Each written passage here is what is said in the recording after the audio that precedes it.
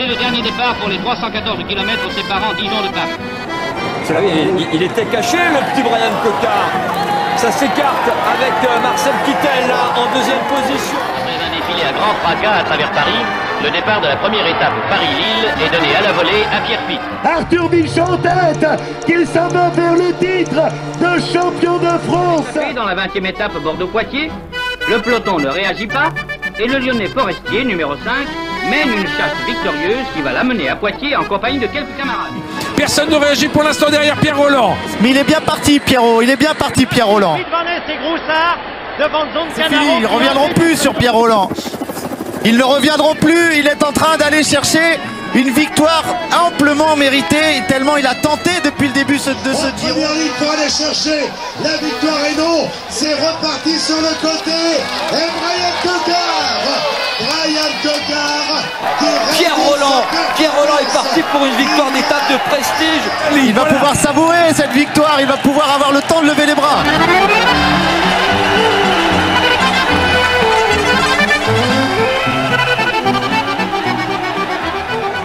Bonjour à tous, bienvenue sur l'île d'Oléron où le Tour de France 2020 s'apprête à repartir de plus belle au lendemain d'une journée de repos que tout le monde a bien savourée après déjà 9 étapes avalées par le peloton et par les Men in Glass. Les coureurs du BNB Hotel Vital Concept se sont montrés sur la première partie de l'épreuve pour leur première participation à la plus grande course du monde. Ils comptent bien remettre ça à partir d'aujourd'hui et dans les jours à venir. Brian Cocard a terminé à 4 reprises dans le top 10 depuis le grand départ de Nice. Pierre Rolland a prouvé qu'il faudrait compter avec lui pour une victoire d'étape en montagne d'ici Paris. Et l'ensemble des Glaces n'a pas eu froid aux yeux, lancé dans les échappées ou occupé à ferrailler à l'avant du peloton. Hier, c'était repos pour tous, grasse matinée jusqu'à au moins 8h30 du matin. Un tour de vélo et des tests PCR à La Rochelle, condition sine qua non pour poursuivre la course. Puis repas, sieste, massage et du temps ensemble pour parler vélo, mais pas que. Des éclats de rire, du calme, de la sérénité et une vidéoconférence de presse pour Brian, Pierre et Jérôme Pinault restés à distance de ces coureurs, bulle sanitaire oblige. Une journée de repos particulière, sans famille ni proches, pas facile à vivre pour le jeune papa Brian Cocard. C'est pas facile, surtout que c'est mon premier tour en tant que père, que papa. C'est plus compliqué de ce côté-là pour moi parce que j'aurais bien... on sait à quel point ça grandit vite des bébés à cet âge-là et du coup, ouais, ça fait, je veux pas dire que ça fait mal au cœur, mais c'est frustrant de pas pouvoir voir ma compagne et ma fille sur cette première journée de repos. Je pense que si on m'avait posé la question il y a quelques années, ça m'aurait moins dérangé. Mais là, c'est des situations particulières et une nouveauté aussi pour moi, donc oui, ça fait bizarre, mais on le savait avant de partir, comme Pierre l'a dit, et on a signé pour, et du coup voilà, on fait avec. Brian Cocard dans le match depuis le départ de Nice, notamment 3e à l'Avor il y a 3 jours, et qui ne se plaint pas pour l'heure du tracé montagneux de ce Tour 2020. On a déjà eu le droit à 4 sprints sur les 9 premières journées, donc c'est sûr que c'est un tour difficile, mais on le savait avant de venir et on est venu pour ça, il faut faire avec. Donc voilà, il faut serrer les dents les jours de montagne, essayer de dépenser le moins d'énergie possible pour avoir le plus de jus et le plus de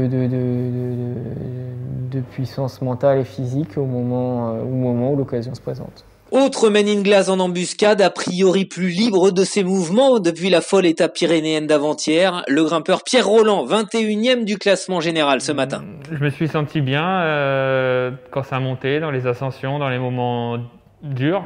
Donc ça c'est de bon augure. Après voilà, on verra quand je me projetterai à l'avant. Maintenant je suis loin au général, la situation elle est beaucoup plus claire pour moi. Et voilà, on a 2 belles étapes pour Brian. Et après, on va vite être en Corrèze, dans le Massif central.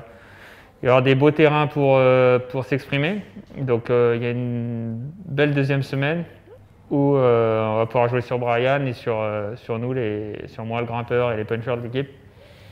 Donc, on va vraiment trouver un beau terrain d'expression, je pense, la semaine prochaine pour l'équipe. Pierre Rolland qui espère avoir plus de marge de manœuvre maintenant qu'il pointe à 15 minutes du maillot jaune. Je suis satisfait du comportement de l'équipe. Je pense qu'on a été à la hauteur. On a été là dans des moments où il fallait être présent. Brian a fait des beaux sprints, même s'il manque la finition, on va dire. Mais voilà, c'est sûr que l'étape de samedi, Porte-Balès, finalement, j'aurais bien aimé déjà être à 15 minutes et me glisser dans l'échappée. Mais voilà, le tour, il faut s'accrocher. On ne sait jamais ce qui peut se passer. Les circonstances de course, et tant qu'on est près du général, on ne peut pas se relever volontairement. C'est, j'ai envie de dire, presque pas correct par rapport à cet événement. Et voilà, dimanche, j'ai essayé, j'ai tenté mon va-tout, quitte à aller devant. J'en ai mis beaucoup dans la première montée. Et après, voilà, j'ai été mis en difficulté. C'était pas volontaire, mais j'ai pas essayé de m'accrocher pour terminer à 2-3 minutes. Voilà, quitte à perdre du temps, autant perdre un bon coup. Et je pense que les 2 prochains jours, ce sera pareil. S'il y a du vent, du danger, je m'accrocherai pas à vouloir terminer dans le premier peloton. Je ferai mon travail pour l'équipe, mais voilà, je ne vais pas me batailler pour faire 21e du tour. 5 top 10 des Men in Glass sur des étapes, couteau entre les dents et mental conquérant, le BNB Hotel Vital Concept est acteur de la plus grande course du monde. Le premier bilan est satisfaisant, mais le manager général Jérôme Pineau attend encore plus de ses troupes. On attend toujours plus parce qu'on est venu pour gagner. On n'a pas gagné. On a fait 3e, on a fait 7e, on a fait 8e. On a fait 9e, on fait des top 10, on n'a pas gagné.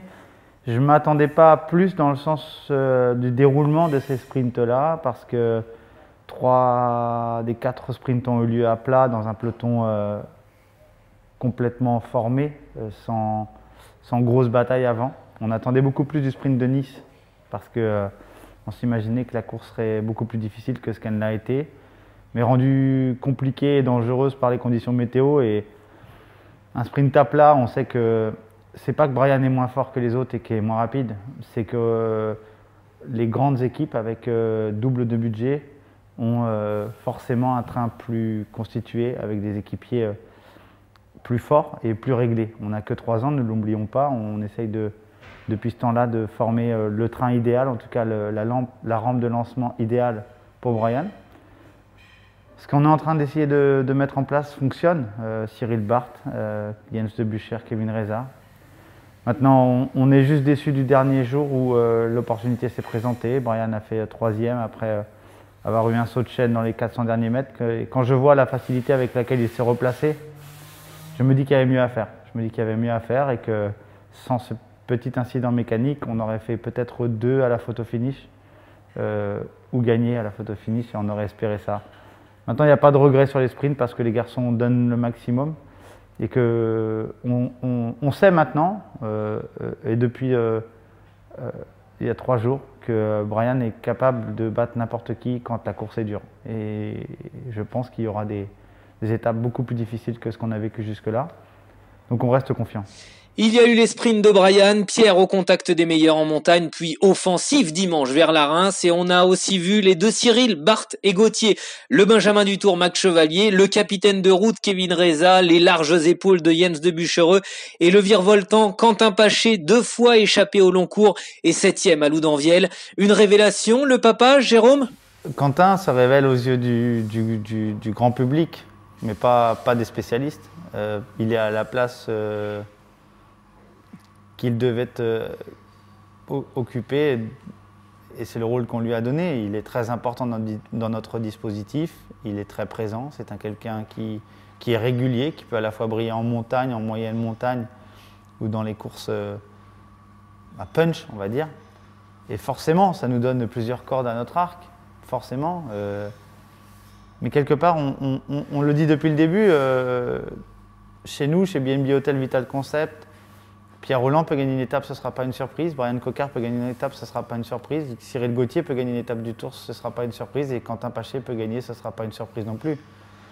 Ils sont là et forcément, quand on a une équipe jeune et nouvelle sur le Tour, qui découvre le Tour, Ce qui me plaît chez eux, c'est que ce sont des garçons qui ne font pas de complexe. Et ça, c'est très important. Et effectivement, Quentin fait partie des 4-5 cordes qu'on a à notre arc pour toucher la victoire et semer les troubles faits. Parce que je pense que voilà, dès la semaine prochaine, un Quentin Paché échappé dans une course difficile avec des belles bosses, sans parler des cols de haute montagne dans les Alpes, mais tout ce qui va se passer avant, on va y jeter un œil assez précisément. On y croit, ils y croient, les Men in Glass. Le tour est encore long et il redémarre aujourd'hui sur l'île d'Oléron en direction de l'île de Ré. Une étape a priori pour les sprinteurs, mais attention au vent sur le bord de mer. Brian Coquard connaît le terrain, il sait qu'il faudra redoubler de vigilance sur l'étape des 2 îles. Je pense que clairement, ça dépend clairement du vent, mais toutes les équipes ont reconnu, au moins les directeurs sportifs ont reconnu. Je pense que ça sera dangereux toute la journée.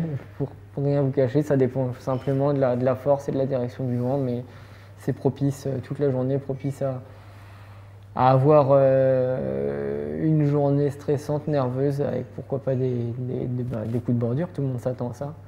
Ça dépend simplement du vent. Pas d'avis de tempête a priori aujourd'hui sur la côte atlantique, mais les Men in Glass seront aux aguets. Pédaler, pédaler, pédaler. La 10e étape s'avance et c'est toute la caravane du Tour qui s'ébroue. Bonne journée et à très vite pour de nouvelles aventures. Et enfin, c'est le dernier départ pour les 314 km séparant Dijon de Paris. Il était caché, le petit Brian Coquard. Ça s'écarte avec Marcel Kittel là, en 2e position. Après un défilé à grand fracas à travers Paris, le départ de la première étape Paris-Lille est donné à la volée à Pierre Pitt. Arthur Bichon en tête, qu'il s'en va vers le titre de champion de France. Dans la 20e étape Bordeaux-Poitiers, le peloton ne réagit pas et le Lyonnais Forestier, numéro 5, mène une chasse victorieuse qui va l'amener à Poitiers en compagnie de quelques camarades. Personne ne réagit pour l'instant derrière Pierre Rolland. Mais il est bien parti, Pierrot. Il est bien parti, Pierre Rolland. C'est fini, ils ne reviendront plus sur Pierre Rolland.